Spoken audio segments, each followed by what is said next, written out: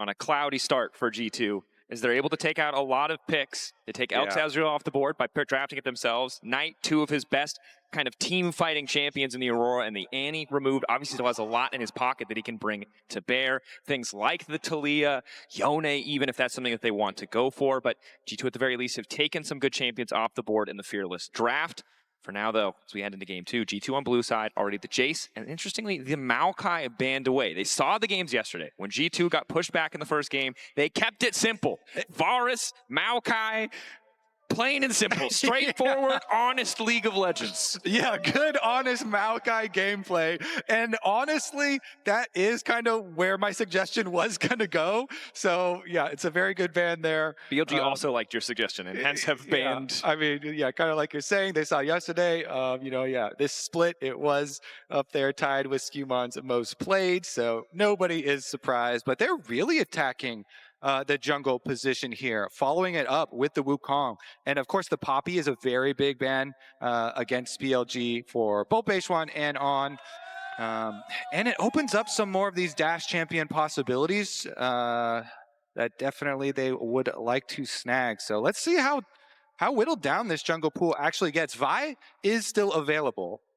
So, and Ahri is still up, of course. So if you want to go with another one of those big like mid jungle combos, kind of similar to the ones that we already saw, Ahri plus Vi, and it plays, stands out. I think, nicely into the wheelhouse of both mid laners, both in terms of recent performances. We've seen often trending towards those playmakers, those kind of utility mid laners, not the big control mages, not the big assassins. Knight has played Ahri a couple times. A couple times, maybe.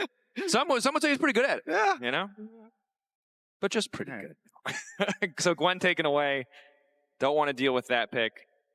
So now the first pick choice. They banned Poppy, which I don't think has been a mandatory perma, so maybe they're looking at something like an early Callista. But I don't think you have to be worried about it. Yeah, I'm on the side that early Callista picks are kind of bait, because then the other team can, especially this early in Fearless, lots of like heavy poke damage is available, you know. So they go with the Vi side of it that we were talking about, and then you have to split Talia or Ahri. And it looks like they, along with most people, really value the Talia side of it. Yeah. I like that. Whoa! Here we go. Beishuan hovers. So far, the Talia, of course, was a great look for Knight yesterday. Even in game 1 against GAM, where they started to fall behind a little bit, Knight really came online, was able to get a lot of work done. Ahri, a champion who could do a lot of work. But just take me back, you know? MSI, you know, BLG having Kindreds and what does that nameplate say? What's that nameplate say?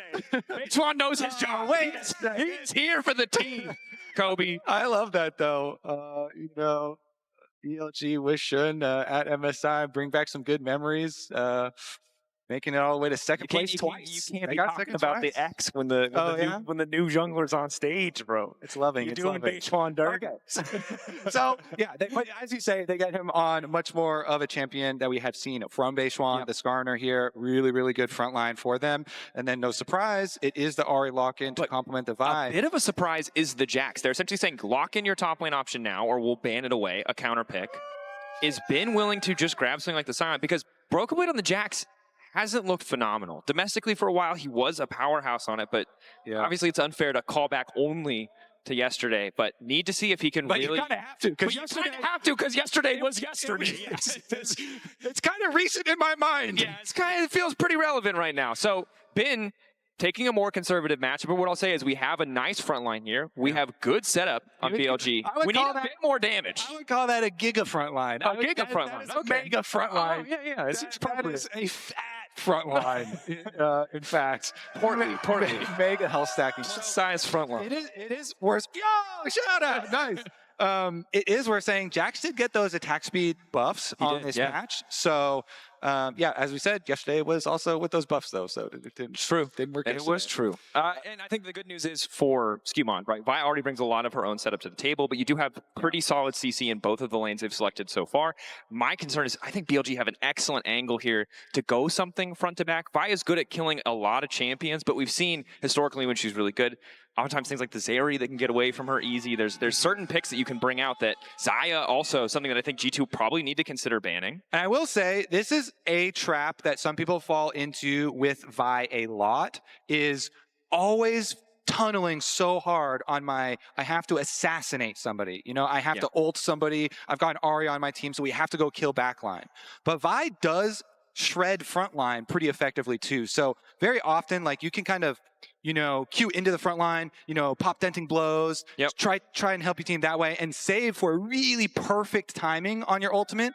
Because if you go into the front line, you shred them a little bit, and then you use your ultimate when they try and CC you to immune it and kind of buffer there, then you can create a lot of value without full sending yourself into... It's easy to just think of the ulti and the vault breaker, but you're right that the denting blows. You can definitely... If you can just start autoing that jungle, that top laner, you will do a lot of damage. You'll shred that armor. But now we see double 80 carry bans. Don't want to give these ranged follow-up options to a composition that is already so pick-focused to the side of G2. So that's the Kai'Sa gone, that's the Jhin gone. But support focus is the name of the game for G2. They've taken away 2 of On's picks here. The Renata with a comp that wants to go in, it makes sense. And the Rel, still just a premier engage option, is now you've set up Elk to play one of the best champions in the meta, no doubt in my mind, and a champion that with this kind of front line can do a lot of work. I mean, Elk was already, you know, showing his ego last game. He's going to do it again. He's like, you have Vi Ahri. I don't care. I'll pick a low mobility carry. I don't need dashes. Yeah, okay, buddy. I'm going to be honest. I saw that nameplate and I saw that champion, and I kind of forgot about the fact that there is that Ahri Vi, which is going to make this difficult. You're right. That's a good call out. The Sivir here. Okay, and this is nerfed Nico on this patch. It was actually pretty big. 20 damage early off of Q. Now it is buffed later for scaling. But support does not get a lot of levels. Yeah. It's to balance out the mid lane role. The scaling is there for champions who get money. This champion doesn't get money. So very clearly here, you know, they're looking to farm with the Sivir.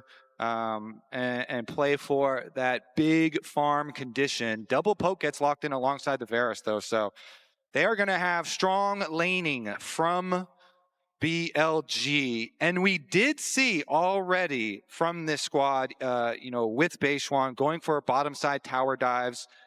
They did it a couple games versus IG in playoffs as well. Yeah.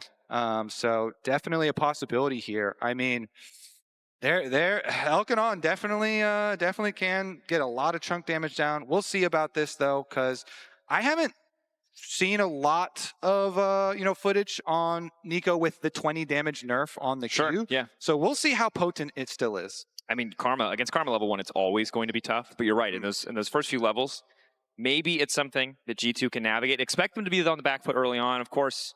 If you haven't watched esports for a million years like Kobe and I have, you may forget about the Sivir 500 CS blah win condition. But G2 do have certainly a scaling angle. I do think it's tough, though. BLG have completely shifted the playbook from what we saw in Game 1. Game 1, all about going all in. Yeah. This game gives them a lot more flexibility to just absorb that engage. Shields on that Scion with all those resistances are going to be so effective. The same is true for the Skarner. And G2, I think, might struggle if they fall behind to get through that beefy front line. Yep. Huge, mega front line here for BLG. All right, G2. Well, Brav doing a lot of talking here. Let's see what the game plan is. Time to lock in. The guys continue. Sweeper super early here. Does find that one. And you know Karma is OP level 1. Yes, you do. Has an extra ability. Why is that fair? Boom. Mantra. Boom. Empowered ability, I guess, is LeBron already getting poked. Probably a quick reset here. And overall, looking at G2, BLG really has just been the boogeyman for them. And if it starts off with a strong level 1, you have to hope that the doubt doesn't set in, but they're taking so much control. Calling Broken Blade too. They're calling Broken Blade now. Ooh. Okay. Yeah. I respect that you were ready. Yeah, they call it off. They call it. BLG are like, all right, fine. And to be fair, if there was any teams to just full on 5v5 at level 1, I could see it being these teams. And it is like an important defense there, because you don't want you know, any extra to deal with on this bottom side of the map. Elkin on here with the double comments, and Elk has gone with teleport on the Varus, so has again another way to get right back. And see, and I think the nice thing about having this much poke on the side of BLG is it will eventually force a fight from G2. It feels like G2 are going to have to be the ones to engage. As we see, lane phase kicks off here. Nothing much to report yet. Yeah, I want to see how heavy this bottom lane pushes, because with teleport and having the free base available for Elk, And the double comments, oh, that one going wide there. Every little bit of poke does matter. Certainly so does. G2 then move up afterwards. Yeah, not a lot of sustain in this lane. You can see both supports packing heal. But I think important to remember how much this game means in the context of G2's history against the LPL especially. It has not been pretty, Kobe. Yeah. We were very grateful when Team Liquid took out IT for us in 2019. And I think that when you rebuild this roster, this G2 roster, they told us explicitly is 4 international results. Proof of that would be taking down an LPL team, doubly so when it's a team like BLG that has eliminated you so many times before. Yeah, BLG eliminating G2 the last 3 times they met up in best of series. Each of those series, though, G2 took 1 game. That's not enough to win, though, Kobe. So I think they want more. But I'm saying you haven't won a game yet, so maybe there's already one that's in the bag for you. We haven't won 2 or 3 yet either, which I think is the break point that's really important. So, as expected here, the onslaught of a Varus Karma poke whittling down on Lebrov. Junglers have about finished up with their full clears here on the bottom side, though. And no surprise to see Skewmon pathing down bottom side. We've all seen Beishwan on red side make that dive happen so many times at early levels. Caps, though, gets caught by the flick. A good charm to follow. Knight relatively out of mana, but he might not need it. One more auto! In the 1v1, Knight stands on top. Knight's to Leo with the solo bolo on Caps. That is going to be very, very painful. And the Talia gets ahead. Wait a second. Ghost flashing out, still rooted up. Decent damage with the spell shield there to keep Hansama safe. Oh, man, that is so big for Knight. I mean, that is a dream purchase here, too. Even gets an extra control ward for safety off the back half, and he's got flash advantage. The Talia has the flash advantage versus Ahri here. This is massive stuff. Really early tier from him. Gets to start stacking that one. Skewmon is already here to try and punish. But Caps can't, like, set him up with a charm flash or anything. Unraveled Earth is there. They force the flash from Knight. Knight a little bit over-aggressive on that Unraveled Earth cooldown, or he might have been able to stop a Vault Breaker at the very least, but at least evens up the flashes. Yeah, and Knight hadn't gotten time to go place his control ward yet either, so he does instantly have to blow the flash and even that back up. After the gank, then he goes to put his control ward to have the extra safety, though. And it's big for G2 that they get value out of this Vi Ahri combo, because this Vi first pick is what they prioed. Taliyah was on the table, something that was banned in game 1. They knew what they were risking, they knew what they were giving up. So for Knight to get that solo kill is bad, and the flash at least makes things feel a little bit better, gives you better options as we get closer to that level 6. Just getting some support roams going on too. As you can see in the river there, On was moving up to try and get vision from the other side for Knight as well, but Skewmon camping out. Mid lane camp by Ahri. Skewmon and Lebrov, because that one's fake! Knight, the Q flash, perfect from Skewmon. He spent his time in practice tool. Knight taken down. Beishwan, a quick knockback into the wall, but it's just too late. Is he gonna give his life as well? Nice Vault Breaker, good follow-up damage. One more auto, and it's Lebrov to grab another. It is Skewmon and Lebrov, the additions on G2 that come help make the difference. After Caps got solo killed by Knight, these two come and correct the situation. Plus getting that extra one onto Beishwan is huge. Ooh, Elkin on. Playing forward, knowing that they need to keep this wave away from their tower. They don't spot Skewmon, but luckily they have that control ward in inventory so they can regain control over Tribrush. Broken Blade still feeling comfortable here. 4 members on the way down. Weaver's Wall available for Knight. The clone dancing, continuing. Obnoxious that's cool, but it works. On. A little bit of damage down. Lebrov in trouble. Flick back hits, but it doesn't knock him into the Unraveled Earth. Keep your eyes on that arrow coming in from Elk. It only manages to connect on the clone, and G2 are able to walk away. G2.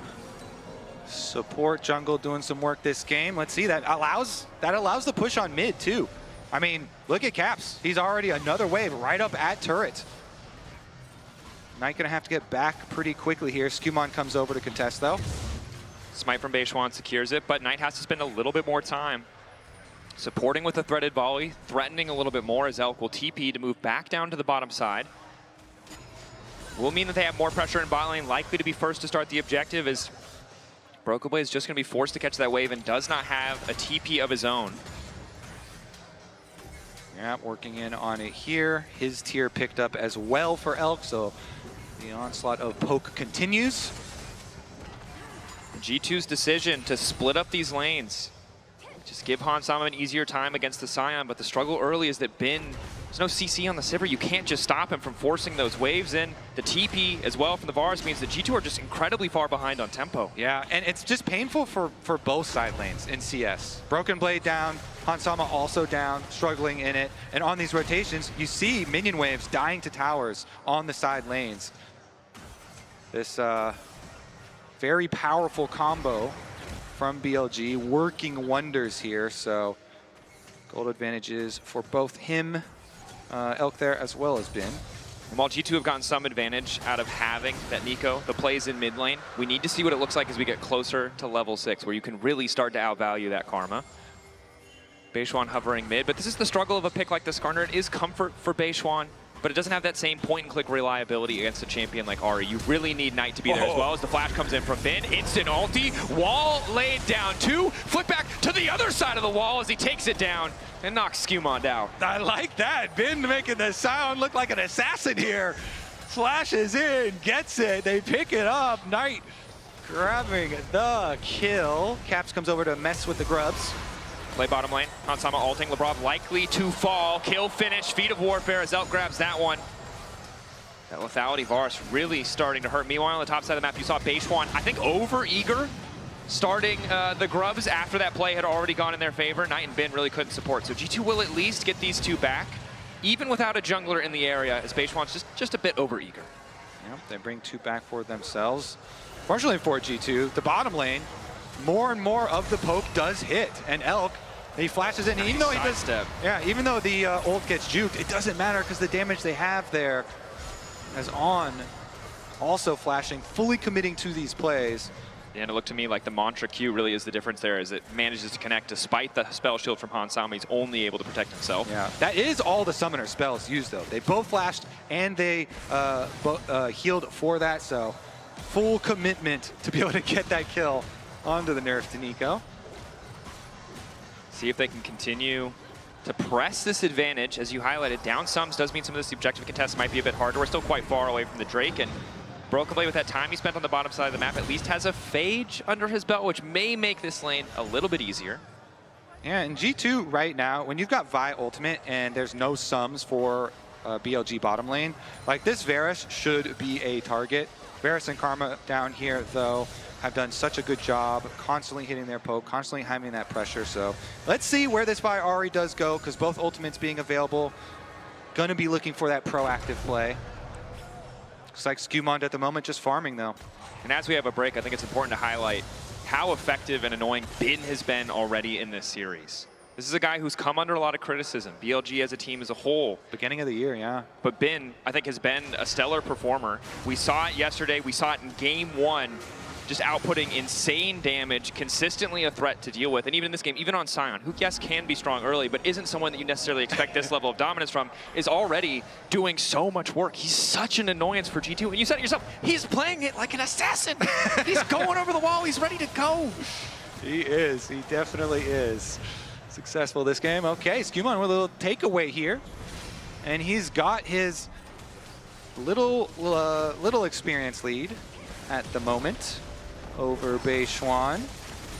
But again, now with the recall, okay, Sundered Sky completed here for Skewmond. Now, surely, they've got ult, they've got Sundered Sky. Ulti.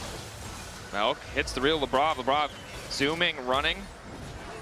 That's the ulti down, and Lebrov is at least able to walk away. He does use the heal, but he holds on to the flash. And that Sundered Sky is big. Those beefy frontliners, while Scion can do a lot of damage when that ulti is up, when he can guarantee the full channel Q, Skewmond going to be a lot tankier, a lot harder to deal with if they go for a full-on fight. But neither side has gone for a 5v5. It's just been picks, little skirmishes. Those Nikos are hard to hit with Elk, with the Varus ultimate, but no harm, no foul, nobody dead in the aftermath.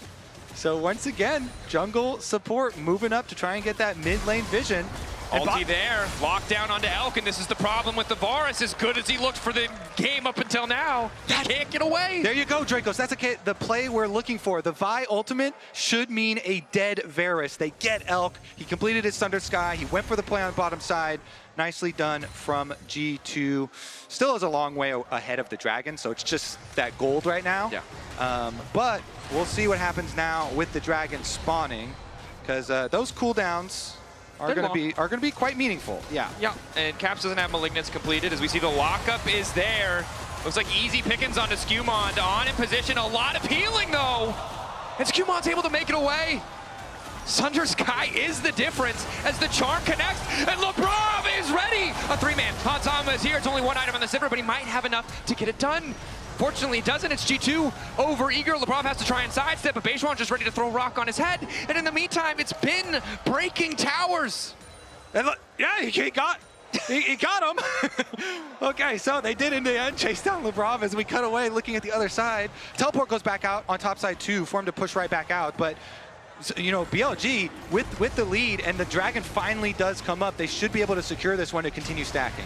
And the big thing about stacking these Drakes is most of the games we've seen today, it's been 1-1 split on the first two Drakes, but when you're the team that can approach Soul Point, you can guarantee the enemy team has to come to you, and we know how good this BLG team composition is when you get that setup on those objectives. Yeah, and well, let's see here. They're going to be a little bit late coming over. Doesn't look like it'll be meaningful. But I have to point out, once again, you already did earlier with the Bin graphic, he is over 1,000 gold ahead in the top lane matchup. The top lane matchup was going to be big. Even though it's not on our screen at the moment, the Scion will be massive. So here's a look at them trying to punish Skumond afterwards, after the previous play. He barely does get out, does not tick down to the Scorpion passive. It was 3 Sundered Sky procs, and we come back and Hansama is dead. Elk and On, despite us leaving the lane phase, are still finding those same advantages. Yeah, and this time On flashes in, and they're like, yep, we're going to get him again. They keep this Sivir down. Another kill. So in addition to Bin with his lead, it is still Elk here on the poke Varus. Gaining that mid lane priority once again, but on the side lanes, G2 kind of hunting. They have both Lebrov and calling Skumond as well on the Vi. His ultimate is back up and available with addition of Caps, and they're going to go for the dive. Waiting for the angle, Lebrov! He pre-uses the ult, he knows exactly what Knight has to try and do to escape, so in the end it's just a clean dive, a nice side lane pick. Yep, he's like, you are going nowhere, Knight. They shut him down, they get their kill. Can they get the objective afterwards here? Pushing in once again, constantly here too after the play, Skumond hovering. And you can see on your mini-map, Broken Blade leaving top lane. Will move back as the wave starts to come in, but with Triforce, maybe Ben is afraid. One more Demolish proc, and this tower goes down. Yeah. Broken Blade feeling better about the fight. You highlighted it earlier, Jack's a little bit more attack speed, more damage in these sustained exchanges, but not enough damage to threaten this Scion, unfortunately. Yep, he's got his plated steel caps, finished Sunfire, which scales nicely with all the extra HP on his Soul Furnace, so Bin is a big boy. Yeah, the 15-minute 700 bonus HP is not a feels good. Yeah, and he G2 just takes out these towers. It's definitely been a rough tournament so far for Broken Blade. This Jax being a bit behind here, but does have his training force at least. Skumond finding Knight, 1-2, waiting as long as he can for the ulti. Of course, doesn't have the cooldown this time around, but Caps does have an ulti of his, fishing for the charm. Knight, a casual sidestep, the heal, forced to come out, and it's not enough, Caps! Oh, yeah, that's... You want that one back, Dracos? Say it, Kobe. Say it, Kobe. Say the thing. That tower dive sucked. Is that what you wanted? That's not what I wanted, but I think it's what the people needed to hear. Okay. That's ruthless. And again, Skumond, if he has ult here, it's easy. If the charm connects, there's so many ifs in this play, but the ultimate truth is, Knight's footwork just better, and Caps and the heal calculation, well, they did not do the math correctly. Yep. Meanwhile, in the mid lane, another person dies. The game does not stop. And it's Hansama. Hansama taken down, and again, the scaling angle for G2 is getting further and further away. Broken Blade cannot stay in lane against Bin, cannot stop him from taking towers. Hansama cannot sit comfortably in the mid wave. And this relentless pursuit of towers by BLG is so necessary here with this team. They've got the beefy front line for the mid part of the game. And so, wait a second, they're gonna go up top side here. Look at the roam. Talia's already there. Karma's on the way. They've got their eyes on Broken Blade. On, the Mantra Q comes out. Uses the tether now, knowing that Broken Blade will have no way out. Immediate response is the flick back. Counter-Strike blocks some of the damage, but not nearly enough. Broken Blade taken down. Skewmon just in time to watch his top laner fall. And BLG, not only are they taking towers, they're finding these side lane picks now. Yeah. And the map is getting smaller and smaller for G2 Esports. The triple teleports. Elk with the teleport up to the play as well. Bottom side, Bin still has his teleport, but he's close enough here. Just walk on over. Destroy the minion wave, collect yet another. And I will say I really like this adaptation coming in from BLG. You know you have generally stronger lanes when you pick something like the Karma Varus. You add another TP to the picture just to make sure that G2 never get to be comfortable. You can always be ahead on tempo because you have that extra TP. And it's just meant that the avenues for G2 have been just few and far between. Yeah, and as the Dragons continue to stack, we have to see when G2 are really going to fully throw down here. Number 3 looks very dark here, so this might not be the time. Checking in to try and retake vision at the moment, though. Nico is very good at that. The clone's such a useful tool. And Hansama doesn't have a second item yet. And again, once you Caps has no ult. Caps has no ult now. Neither Bin does. Yeah, but I think for G2 right now, even trades are a little bit tough coming into these fights because you know that BLG have the stat advantage. Oh, yeah. That's got to be Dragon number 3. You don't want to fight number 3. It's just soul point. Wait until the next one. Wait until you have better setup. Wait until you have a possibility here because there are multiple 2-item power spikes. Both BLG solo laners have their double item power spikes. Meanwhile, not a single person on G2 does so. You cannot fight that one. That plus the vision advantage way, way out of reach. Knight moving bottom lane. This time the charm connects. Knight doesn't have to quite have time to use anything else and will immediately ult out as on flashes. Okay. Beichuan's running now too. Broken Blade, they're gonna stun him. What the heck is this sequence of play? Beichuan is gonna die. Okay, then they find a kill back. I'm sorry. What? Are you not entertained? Thank you. Knight creates the wall. On flashes over. Beichuan is in there. And this is also in there. We have witnessed the biggest strengths and biggest weaknesses of BLG in a single game.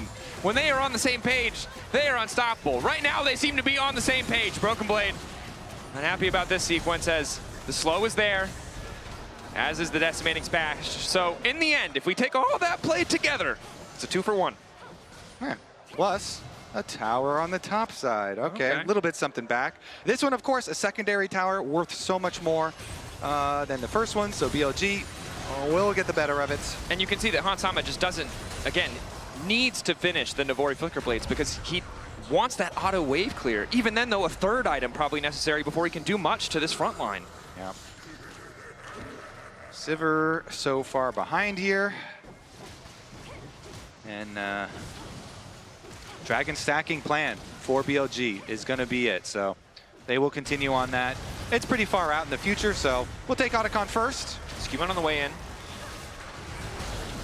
Or rather, Skewmon clone on the way in. Caps has no teleport, so it's just a full trade here. Yep. The team-wide 800 gold of that top tower for the Otacon G2 trade.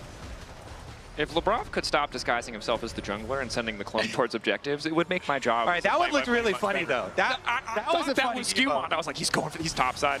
He's just doing the punching bag down, sliding through the river. I will say this. I may not be pleased that that interaction works, but it is funny every time. Beichuan grabs another camp. Again, I mean, you can take a look at the bottom of your screen. 2.4K for Bin. He's feeling unkillable. There's no carry on this G2 lineup alone that can 1v1 Bin right now. Maybe Broken Blade with, 10 minutes, but lockdown there. Beichuan locked up. Good pick. Good damage. Caps wants to keep it going now on to Knight. Sidestep on the Unraveled Earth. The Seismic Shove won't catch him, but Bin now on the way down. Good news is they have the clone to give them that little bit of extra free vision. Been fishing for a bit more, but BLG have just bullied them out. It's still 2 minutes to the objective, however, so G2 don't mind. Knight trying once again on the bottom side. Lebrov, rocket belt away. And we'll be able to back off. On not forced to flash over a wall this time, which is good, because he doesn't have flash, so would end very differently, I imagine.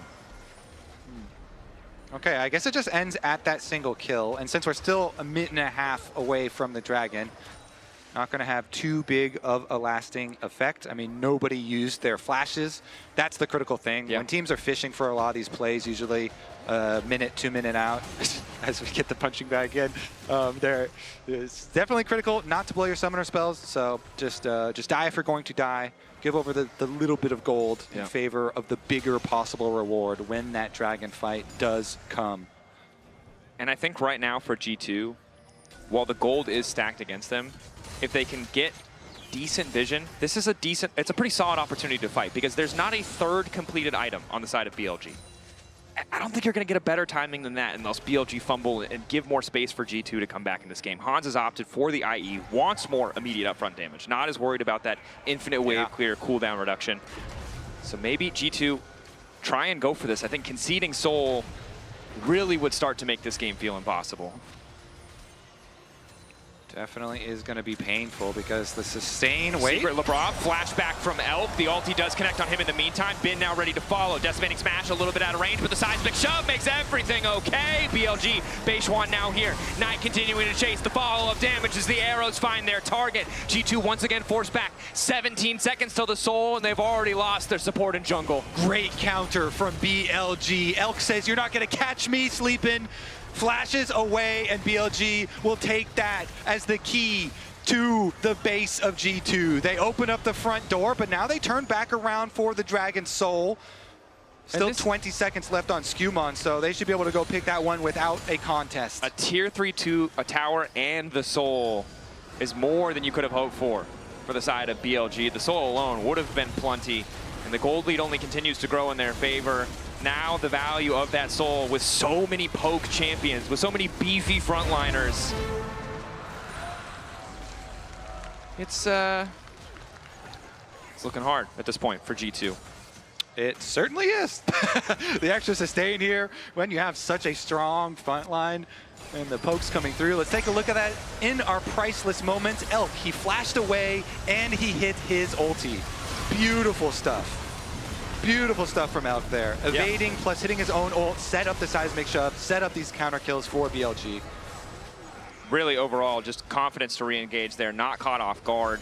If Lebrov is able to sidestep that ult, maybe they can walk away. Just happy to get a flash, but not only is he flashing away, he's finding an engage in the meantime too. Dracos, it's a clap back for the first game. You know, when he was on MF and he was like, all right, I'm trying to dodge Lebrov. You know, I'm feeling him out. Yeah. This time around, Elk's like, all right, I calibrated. I've got you downloaded, buddy. That's not what I want to hear, Kobe. I don't want to. He doesn't need to calibrate anymore. He already calibrated really good in game one.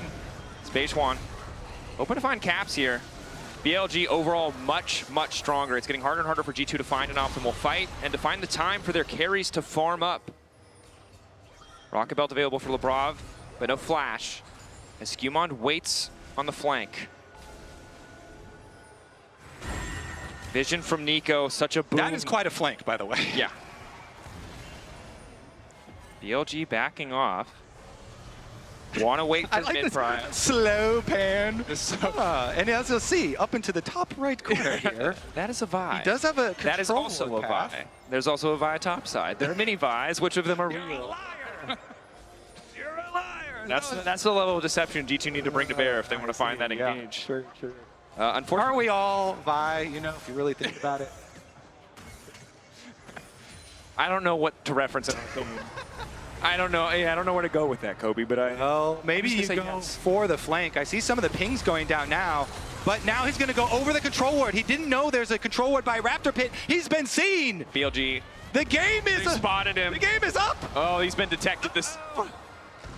He's too young to have played Splinter Cell, Kobe. He wasn't ready. The Metal Gear Solid blip appeared above his head, and now he's just got to get the hell out. We must go deeper.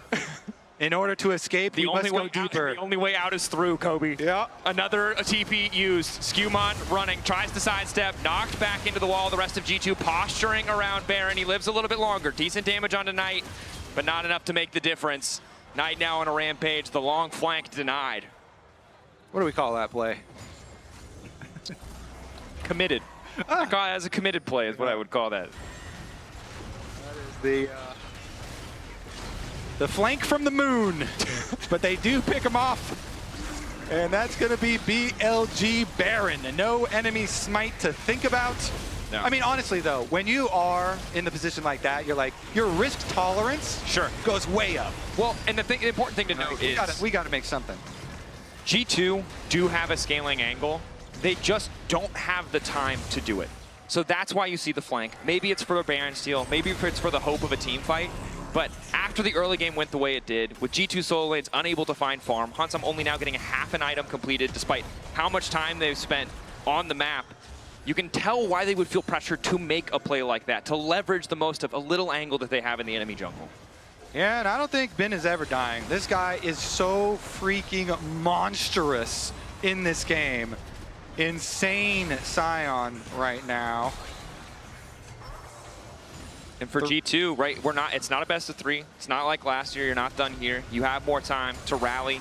Fearless new champions have to be brought to bear. Yeah. But at the end of the day, even though the core, the Ahri and the Vi have gotten a bit of work done as the ulti comes out. Skewmon getting the fight started, the TP there, but there's no one to follow up. Decimating Smash, Brokenblade able to fashion time. Looking for a 2-man knockup. Flick back on Lebrov, trying to turn. He managed to get the backline. Instantly Skewmon goes in and it's Hansam on the side. The Simmer is uncontested. They managed to take him down. It's 1-for-1. Elk throws the arrow back. Brokenblade going back in for another stun, but the team is not there beside him. G2 being zoned away from their own base. Hansama with the spell shield, managing to block a bit of damage. It's On who's going to be taken down, but no, the Mantra W buys him an extra second. Flash out from Hansama. G2 on the retreat, but it's a 3v3. They managed to find a good fight, but it just gets them to even. Skewmon flicked back, waiting to channel out. We'll be okay for now. Still a steady retreat. Knight likely to find the kill here as Skewmon goes back in. The extra shielding not enough, and Kobe, your prediction seems to be correct. Bin will not die, but he will continue to advance, trying not to give G2 any angles to cover or protect their mid-wave. Taking tower shots for fun down here. Undeniable, unstoppable. Does get charmed up. A little bit more true damage. TP now coming in. Varus returning to the fray, but Bin recalling. Has a TP of his own. They want to go for the throat. They want to end it here. Ulti goes wide. Charm still connecting. Eyes on Knight. The flick back could be big. Isn't going to hit. Caps 2 charges left. Bin standing in the midst of the towers, threatening to end the base. Counter-strike ready to go. Brokenblade going to lead back. Caps going to go in. Health bars are getting lower, but G2 need to pull the trigger because it's Hansama who's been caught out. Elk manages to grab the kill. 2 low health towers. BLG on the cusp of match point. But G2 holding on as best they can. Weaver's Wall there. Zoning. Lebrov away. Skewmon going in onto the backline trying to find Elk. The knockup is there from Bin though. Base 1 and Bin. The beefy frontliners to find the mid laner, and Elk is still alive. BLG pushing G2 back. Holding the line in G2's base and bringing it to match point. Super solid follow-up here from BLG. Bin, my goodness, on the Scion. Farming, farming, farming, farming.